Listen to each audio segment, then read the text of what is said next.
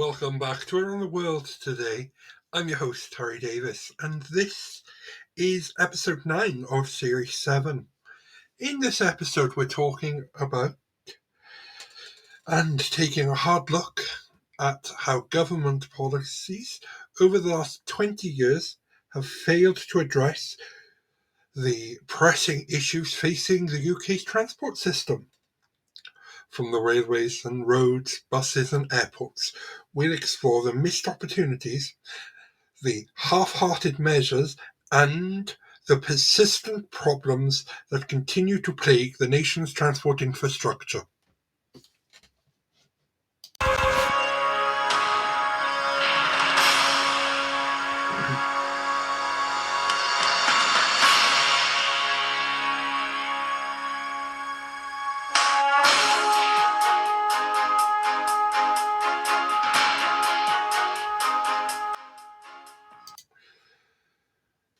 Let's start with the railways. The UK's rail network has long been a point of contention. After the privatisation wave of the 1990s, the government promised a more efficient and comprehensive system. But what did we really get? A fragmented network where different private operators run various parts of the service, often leading to confusion, inefficiency, and high ticket prices. For years, passengers have endured overcrowding trains, frequent delays, and ever increasing fares, while there have been attempts to bring more control back under public sector, such as the creation of Great British Railways. These measures have often been too little, too late. The long-term vision for rail transport has been sorely lacking, with investment focusing on headline-grabbing projects like HS2, while neglecting on the bread-and-butter services that most people rely on daily. And there's a great example of this in the north of England, where services don't match what people are getting in the south of England. There is a whole mishmash of funding, and the way the railways were just broken up and parts sold off and then parts added onto this franchise, and then it's just a mess. Because, like, you have intercity services. Take Great Western Railway. They run intercity services. They run local services, and they have like a whole yeah. It's just a mishmash of, like, I don't know, different operating models. And then before that, there were smaller franchises again, and then they just enlarged the Great Western franchise to add other franchises in, and this is where they are now. So let's move to episode 1, because that was episode 3, 2, 4, even. So if we go back to episode 1, when we were talking about buses, and next we turn to buses, often the lifeline for people in rural and underserved urban areas.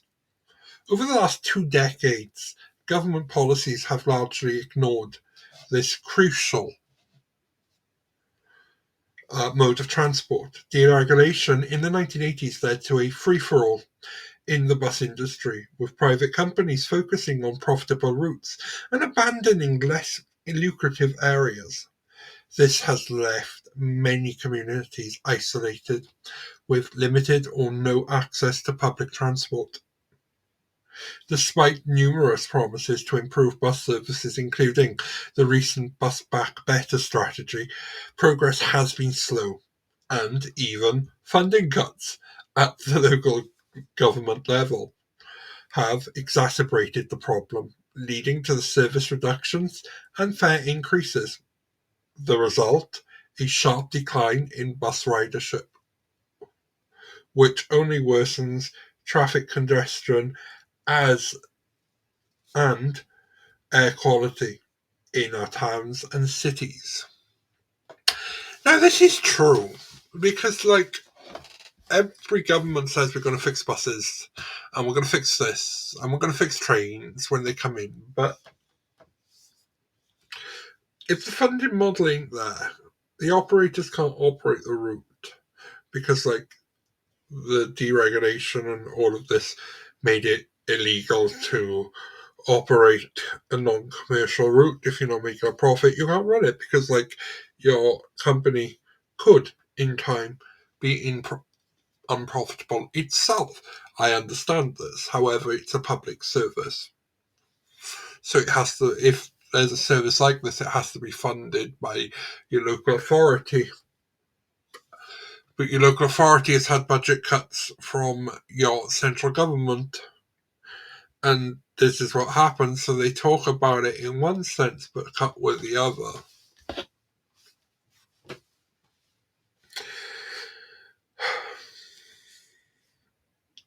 Hmm. Now, let's move on to airports. We did 2 episodes here. We talked about different models of ownership. And the UK's approach to airports and aviation has been another area of inconsistency. On one hand, there's a level. There have been efforts to expand the capacity with projects like the third runway at Heathrow. On the other hand, regional airports like Cardiff have been left to struggle despite their importance to local economies. Government support for aviation sector during COVID-19 pandemic was patchy at best, leading to job losses and financial instability for many operators. The long-term vision for aviation in the UK remains unclear, with the environmental concerns increasing, clashing with demand for increased capacity and connectivity. Brexit doesn't help, does it, people? Do you know what I mean? Integrated transport. This was episode 5, and this was originally going to be the last episode, but we continue going. And you may remember that perhaps the biggest failure has been in the area of integrated transport. The UK has struggled to create a cohesive system that allows for easy transition between different modes of transport. While cities like London have made strides in this area with systems like Oystercard, the rest of the country lags behind. The result is a disjointed transport experience that makes travel more difficult, expensive, and time consuming than it should be. And it should be, do you know what I mean? It should be easy. You should be able to get on, leave your house, walk to a bus stop, get on a bus, then get on a train, then get on a plane if you need to be. But you can't, can you, people? Well, a few planning points. Government efforts to address this has been sporadic and underfunded, with a lack of clear direction and commitment. The failure to integrate transport efficiently has significant consequences, not just for convenience, but also for the environment, public health, and public economic growth. There's a lot of mess here that, do you know what I mean? Just the Department of Transport so far has to deal with. This is 20 years of misuse, mismanagement of infrastructure, and government wonder why there, and these political parties wonder why there is a lack of growth in this country. Most of our infrastructure has been privatized. It's run for competition against other competition. It's not run for the public good, meaning that, your staff ain't happy because, like, when they're commuting to your office or commuting to the factory, they're going to put up with this, a destroy, commuters trying to get into the cities face great drawback. I often joke with people where I live, when you go 20 minutes away out on a train west of where I live, it's like going back 20 years, or even in some cases 30. You don't get a train for like 2 hours in some places. Um, and then some trains bypass the stations. Um, it it's not, and these are little villages and little places along the way, and you wonder how much, if someone's living there, how do they travel to work?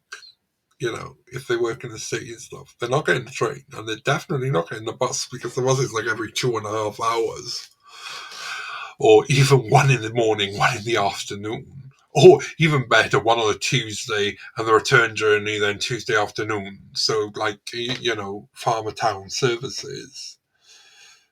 But and then, like I said, the train. Yeah. Now, there are things that can be done for integration. Now, in the 90s and the 80s, that regulations were taken away, but they can be brought back now under,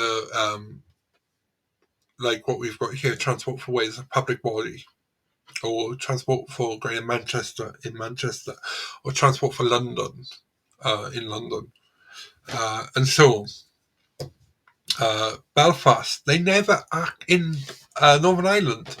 Public transport was never privatised. It was in the UK. It is still nationalised. The trains still national. Most of the bus services are still nationalised, and I believe there's a coordinated approach as well by the government there. But there isn't here. So I'd be interested to see if the differences. Talking about differences, and this is a plug for the next part of the series, when we're going to be looking at the British overseas territories. We're going to start taking a journey around the world, people, to those areas that are a part of Britain. They are British. They are our overseas territories. We're going to learn about some of the areas like Gibraltar and the Falkland Islands, the British Virgin Islands, and so on. And we may do a little bit on Empire, because we have to touch on there, because they're the resemblance of the remaining parts of the British Empire. So we're going to look at different policies and devolution in different ways on how they're governed, and some touristy stuff, and we're going to look at their infrastructure as well. So transport, planes, and I know that St Helena has only just had an airport in the last few years, because I was doing this for looking, and I find how they used to use and get their supplies quite interesting, and I'm hoping that I can direct you to a documentary on when we come to look at St Helena.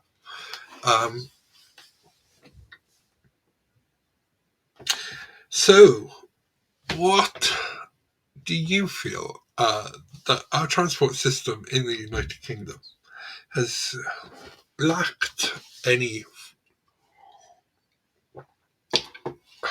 consistency? One consistent area would have been from government to make it on the same day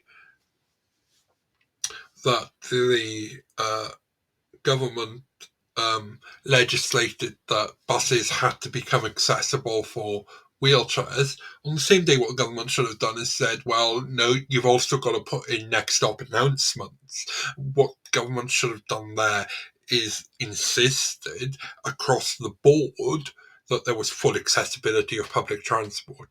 But to this day, there is, I believe, no actual legal requirement for the operator who runs buses to actually put next stop announcements. If there is, many operators are failing on this drastically.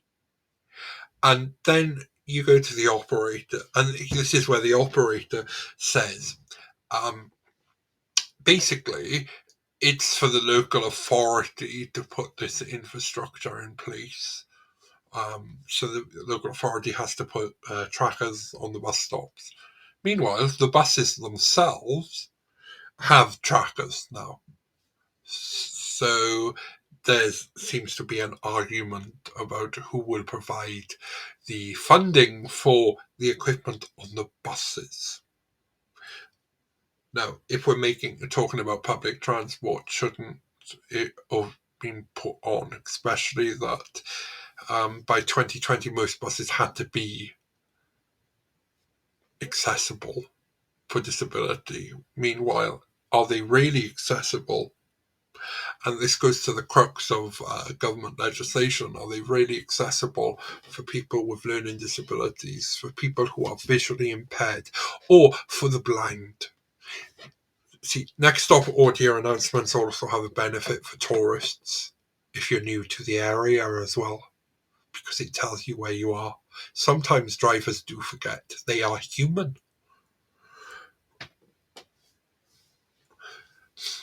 The machine doesn't.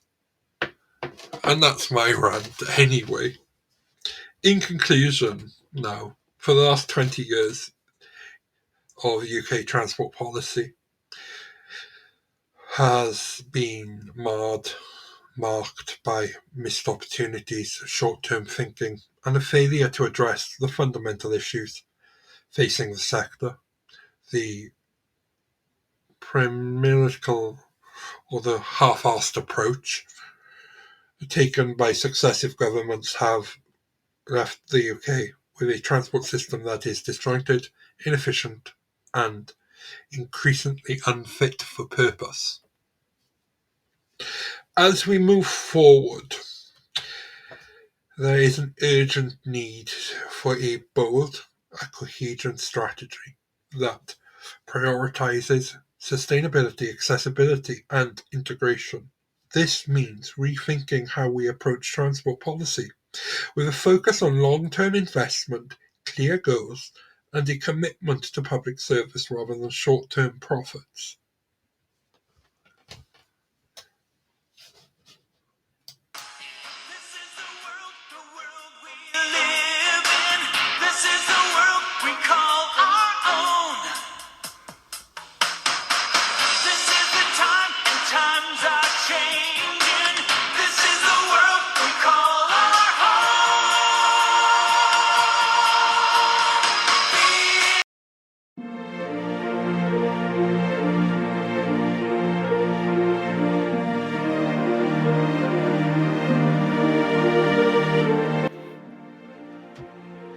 As we move forward, thank you for joining me on this journey through the UK's transport challenges.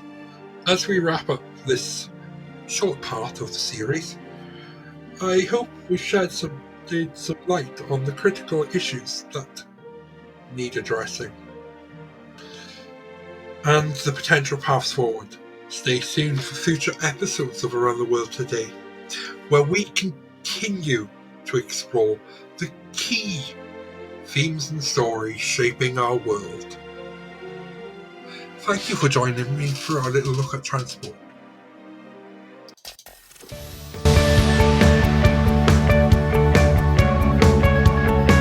This week's episode has come to an end, but the fun doesn't have to stop here.